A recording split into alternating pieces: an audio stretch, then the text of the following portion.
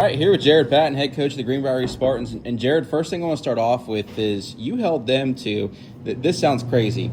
So they made 7 3-point field goals and 6 2-point field goals, which to me says you did a really good job of denying shots and, forcing them to settle. And to me, they took 23s on top and they only took 17 inside, which, I feel like I'm seeing that a lot more this year, but it still seems pretty crazy. Talk to me about just denying things inside the paint and making them settle for outside shots. Well, a lot of our defense rotates around help defense and adjusting and trying to keep teams out of the middle.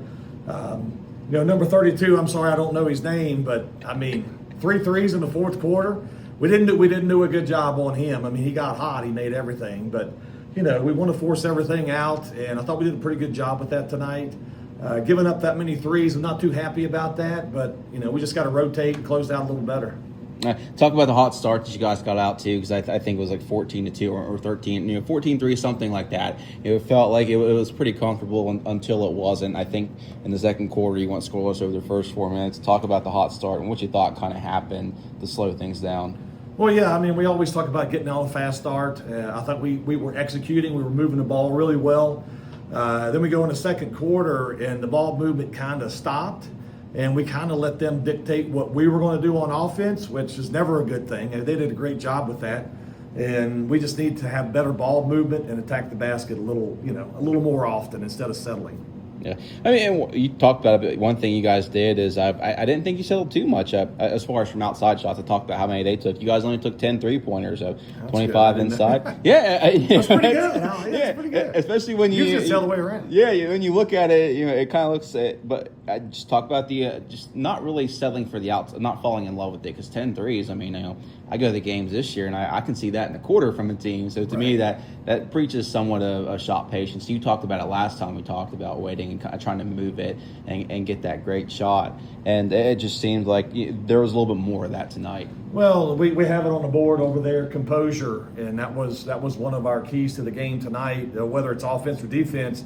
And we've been working a lot on our ball movement and trying not to settle. I don't mind the shooting threes, but I want us shooting threes when we're supposed to, when it's a nice kick out or a drive lane, drive in the lane, pass it around, movement. Now we take the shot. So we've been really focused on that probably the last 2 weeks. Yeah, they've kind of given you a bit of a reason to go see your cardiologist this week. The Princeton game, very similar. We jump out to a big lead, and then there's a run, and Princeton actually took the lead in that game. It didn't happen this time.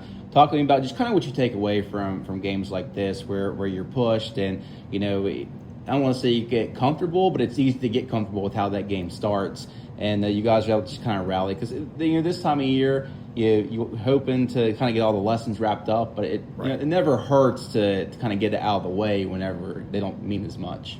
Right. Well, going to the Princeton game, as a coaching staff, we felt as though we played 20 good minutes and 12 not so good minutes.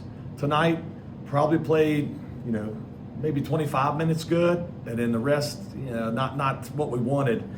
So hopefully we're going in the right direction. With that, and it's something we always work on. We're finding ways to win, but like you were saying, hey, we got a double-digit lead, guys. We need to increase that instead of going the other way. So it's just a challenge. Win or lose tonight, we got tons of things to work on. So, and that's one of them. I know one thing that stands out is, I know but Dixon didn't have the best game. Struggled to score a little bit, 2 points in the first half, 7 overall. But Darius had a really nice game, especially down the stretch. He was able to score and get some key buckets whenever you needed them. Obviously, Brody was pretty steady. And talk about the contributions of those two. Because you talk about usually if I told you coming into this game that Nate might have 7 points, you're like, nah, I don't like that. Yeah, but it worked out for you because those guys, it's pretty steady from Brody, but for Darius to step up and give you what he did, pretty important too. Yeah, talking about Brody, he's got to be one of the strongest players in the state. That kid, day in, day out, practice or game, that's just how he is. He gives you every single thing he has. He's a tough player, man. We run a lot of stuff for him, and he tends to make the good decision. He doesn't turn the ball over very much. If he drives, it's not there. He knows where the shooters are for the kickouts. And Darius, who knows how many points he would have had tonight. He got in foul trouble early, so we had to set him for a while. But, when he comes out and he's hitting like that, he's a totally different player. And, And he's hard to guard. He is hard to guard one-on-one. So we run a couple plays for him as well. And, I hated to have him sitting on the bench with us, but, he faced the game really strong. One other thing that stands out about the way that you guys were able to defend the paint was you did it without Braylon tonight. Just talk about his absence. Was is it injury related or something that you want to disclose or? Well, he's getting checked out. He's got a little knee issue, so I think he got checked out today. I think they're going to have an MRI on it just to make sure it's okay. But yeah, if you told me that Nate was going to have single digits and we didn't have Braylon playing Woodrow, whew, that'd be tough. But hey, we always talk about next man up. I mean, Sam played a great job. Played a great job in the paint. We had Dhani Terry come off the bench, probably one of our best defenders. And what great ball movement that was for him to step up and knock down that huge three at the top of the key. I mean, I about did a backflip over on the bench. I mean, you want these kids, you believe in all of them, and you want them all to do so good. When their number gets called, they go in and they give you everything they got. I mean, you can't be happier than that. I know you talked about, we were talking here a few minutes ago, but the regional seeding it's really out of everyone's hands. You never know how it's going to land. Right.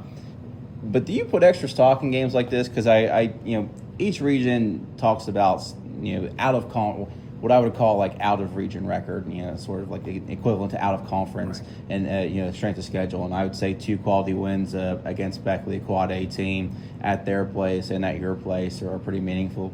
Just talk about what you feel like that does for your chances. And again, I know it's all out of your hands. It's right. anything can happen. We've seen backdoor deals happen in these regional seedings before, right. at all class levels. But do you feel like there's any sort of added significance about picking up those wins and going towards seeding? Well, I mean, I hope so. I mean, we play a pretty strong schedule, throughout. I mean, we don't have any easy games. I mean, we're always trying to challenge these guys and, make us better by playing better teams. And it's a very stressful time when it comes down to seeding because there is really you're supposed to follow a certain structure. But I may be the only one who thinks this, but I really think the WVSSAC needs to step in and kind of take that over. I mean, us coaches, everybody's jockeying for position and stuff, and I don't think we should do that. I think somebody should step in, outside group, and look at it as a total picture. What's your strength of schedule? How many conference games did you win? How many did you lose? Things like that, and sometimes that's not taken into consideration. Like you said, some backdoor stuff. I mean, 9-1 last year. I mean, I don't want to harp on that. When we got the 3 seed, I'm like, what's going on here, guys? I mean, we lost one time. But anyway, you just play the game. You hope that, we got 2 more regional games coming up. We got one against Shady Tuesday night, and then we go to Pikeview.